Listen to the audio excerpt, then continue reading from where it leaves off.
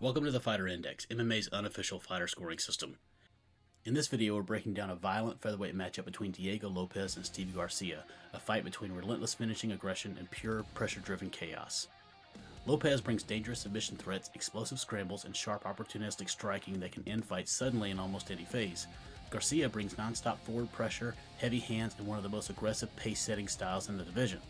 He wants opponents reacting immediately and fighting under constant stress.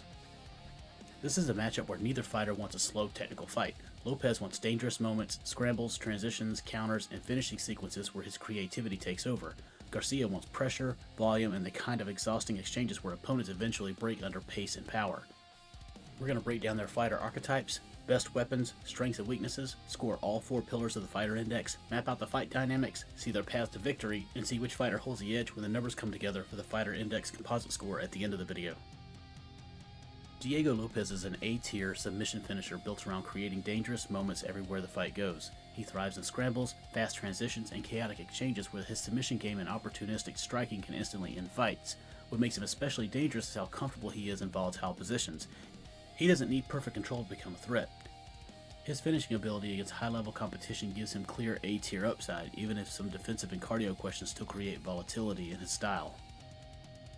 Steve Garcia is a B-tier pressure knockout striker built around relentless pressure, pace, and forcing exhausting striking exchanges.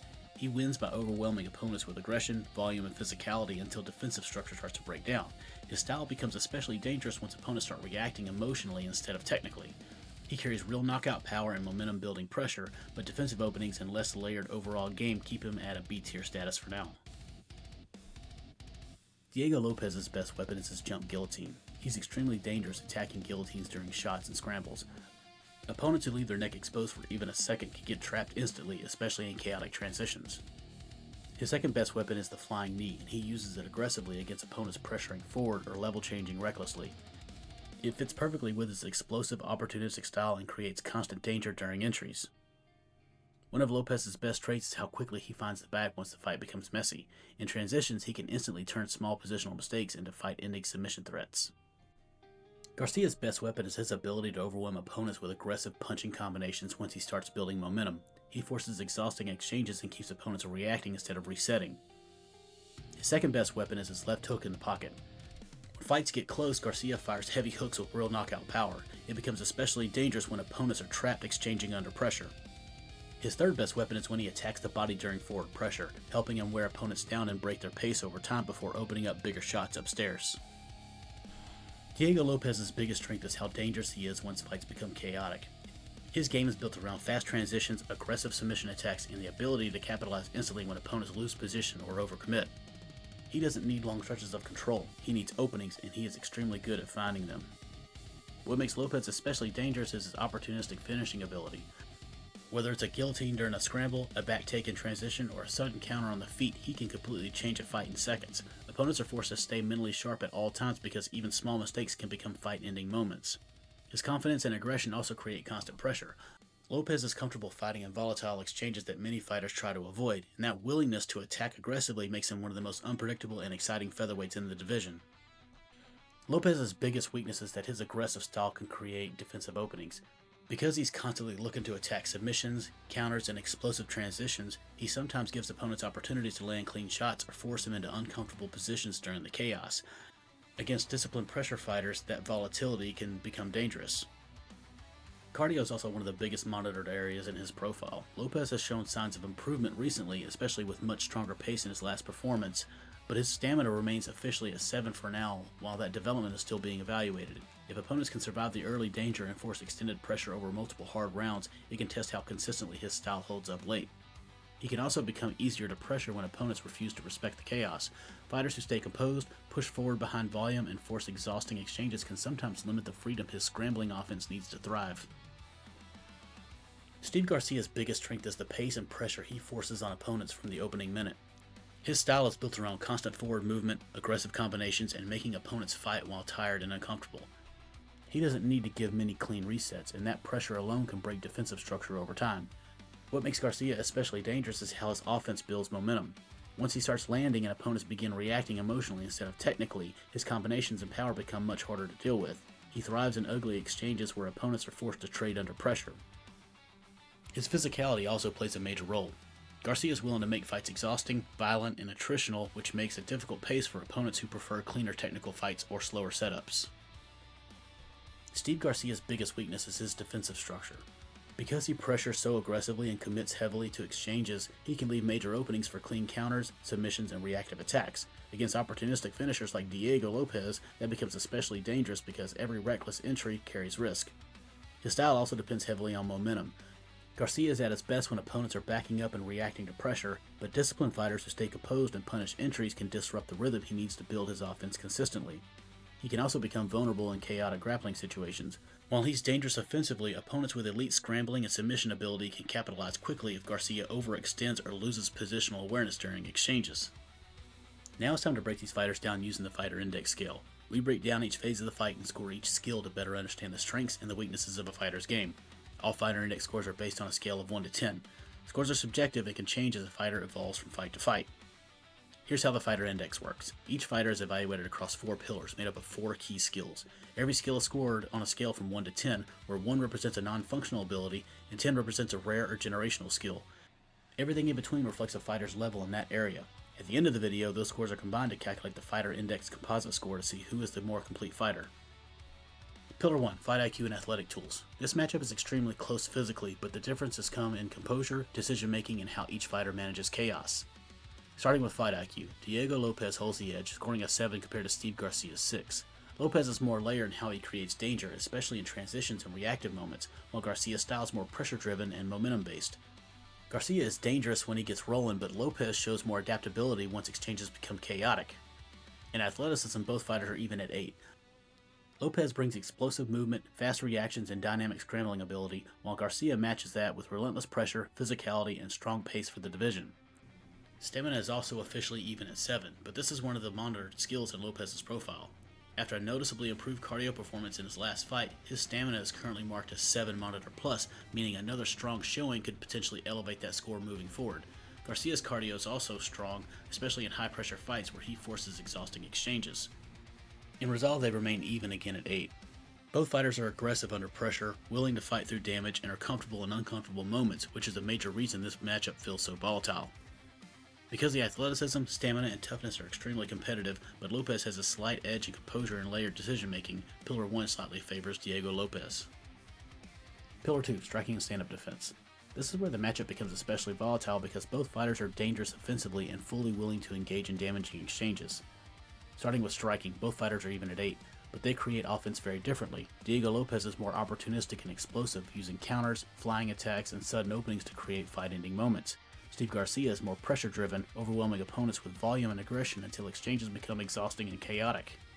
In the clinch, they remain even again at 7. Lopes is dangerous there because of his ability to transition into submissions or explosive attacks quickly, while Garcia uses the clinch more physically, pressuring opponents, landing short shots, and forcing uncomfortable exchanges against the fence.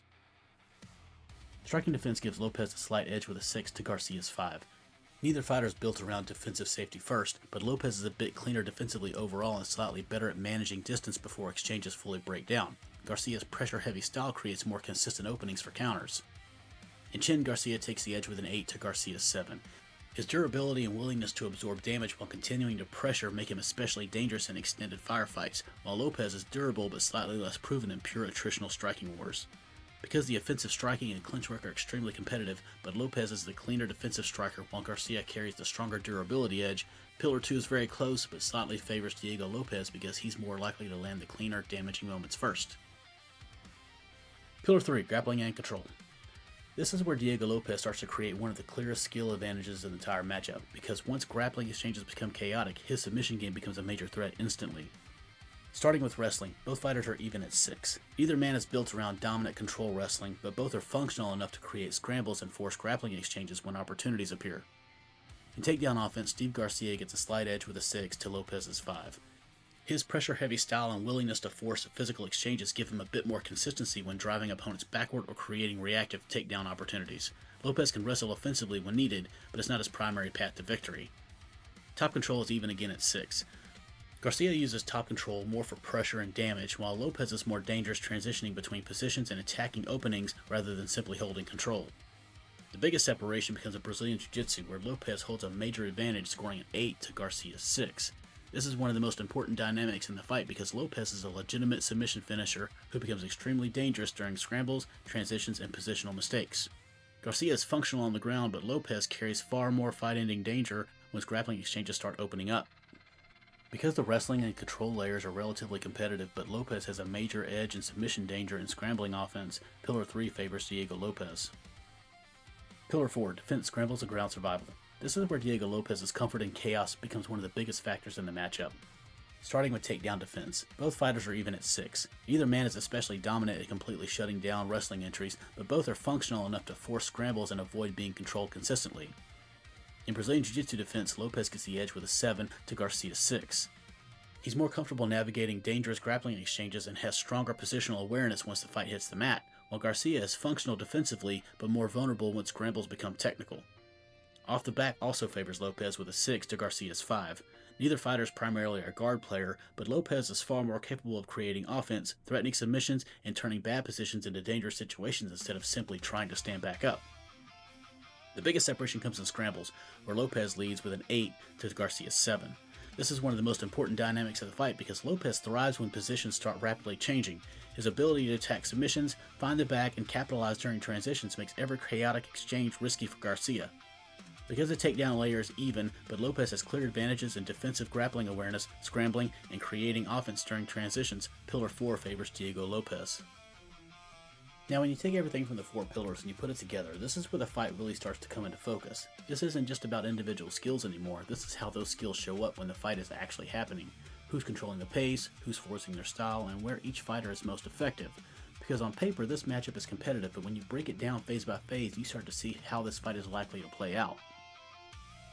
This matchup is built around constant pressure on one side and excelling in chaos on the other. Steve Garcia wants exhausting exchanges, non-stop forward pressure, and the kind of fight where opponents slowly break under aggression and pace. Diego Lopes wants volatility, scrambles, transitions, counters, and dangerous moments where one mistake can instantly change everything. In Pillar 1, Lopes' edge in fight IQ gives him a slight advantage in managing chaos and making cleaner decisions during wild exchanges, while both fighters are evenly matched physically and mentally. The biggest thing to watch for is when Garcia's pressure can force Lopes into fighting emotionally instead of strategically over time. On the feet in Pillar 2, both fighters are extremely dangerous offensively, but Lopes is a slightly cleaner and more defensively responsible striker. Garcia becomes most dangerous when he builds momentum and traps opponents in prolonged exchanges, while Lopes is more dangerous in sudden explosive moments and counters. In Pillar 3, grappling becomes a huge risk area for Garcia because even though the wrestling and control layers are competitive, Lopes carries a major edge in submission danger. Every scramble, takedown attempt, or messy transition creates opportunities for Lopes to instantly attack the neck or take the back. In Pillar 4, the biggest thing to watch for in transitions is how comfortable Lopes is once positions start breaking down. His scrambling ability and submission awareness make him extremely dangerous during chaotic moments, while Garcia has to stay disciplined enough to avoid giving away openings during the pressure he creates. Now we look at each fighter's path to victory based on what we learned from the 4 pillars. Diego Lopes' path to victory is built around punishing Steve Garcia's aggression and turning pressure into dangerous openings. The biggest comparison is Lopes' 8 in Brazilian Jiu-Jitsu and 8 in scrambles against Garcia's 6 in BJJ and 7 in scrambles. Garcia's style naturally creates chaotic transitions, and against Lopes that becomes extremely risky because every messy exchange can instantly turn into a guillotine, back take, or submission sequence. On the feet, Lopes has opportunities to capitalize on Garcia's defensive openings. Both fighters score an 8 in striking, but Lopes holds the edge in striking defense with a 6 to Garcia's 5. Garcia pressures aggressively and throws volume, but that aggression leaves counters available, especially for someone as explosive and opportunistic as Lopes. Flying knees, reactive counters, and sudden submission entries all become major threats whenever Garcia overcommits. The key for Lopes is staying composed early and not getting dragged into reckless exchanges before opportunities naturally appear. Garcia is dangerous once he builds momentum, but Lopes' 7-6 edge in fight IQ give him a slight advantage in recognizing when to explode and when to stay patient. For Lopes, this fight is about controlled chaos. Punish pressure with counters, attack transitions instantly, and make every aggressive entry from Garcia feel dangerous. Steve Garcia's path to victory is built around overwhelming Diego Lopes with pace, pressure, and non-stop striking exchanges before Lopes can comfortably settle into dangerous scrambles and submission opportunities. The biggest comparison is Garcia's 8 in chin and relentless pressure against Lopes' still monitored 7 in stamina. Lopes showed major cardio improvement recently, but Garcia's best chance is still forcing an exhausting fight and testing whether that improvement holds up under constant aggression. On the feet, Garcia needs to weaponize volume and physicality. Even though both fighters score an 8 in striking, Garcia thrives in prolonged exchanges where opponents are forced to react repeatedly instead of setting traps. Lopes is dangerous in explosive moments, but Garcia becomes more effective the longer exchanges stay active and ugly. Just as important, Garcia needs to stay disciplined in grappling transitions. Lopes' 8 in Brazilian Jiu-Jitsu and 8 in Scrambles make reckless shots or lazy entries extremely dangerous, so Garcia's pressure needs to stay striking focused rather than giving Lopes free opportunities to attack submissions. For Garcia, this fight is about pace, pressure, and controlled aggression. Push Lopes backwards, force exhausting exchanges, and never allow the fight to slow down into clean, dangerous scrambles.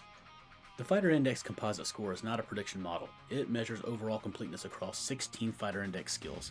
A higher score doesn't guarantee victory, it reflects which fighter has a more complete and reliable overall skill set on paper. When the skill scores from all 4 pillars are finalized, Diego Lopes comes in with a 6.9 Fighter Index composite score compared to Steve Garcia at 6.6. In this matchup, Lopes' advantages in submission threat, scrambling, and layered finishing ability give him the stronger overall profile, while Garcia's pressure, durability, and momentum-building offense still make him extremely dangerous stylistically. And that's what makes this fight so volatile. Lopes may be the more complete fighter overall, but Garcia's pressure-heavy style can still create the kind of exhausting chaos that changes fights quickly. And that's the breakdown for Diego Lopes versus Steve Garcia using the Fighter Index. This matchup really comes down to whether Garcia's pressure can overwhelm Lopes before the chaos starts turning against him.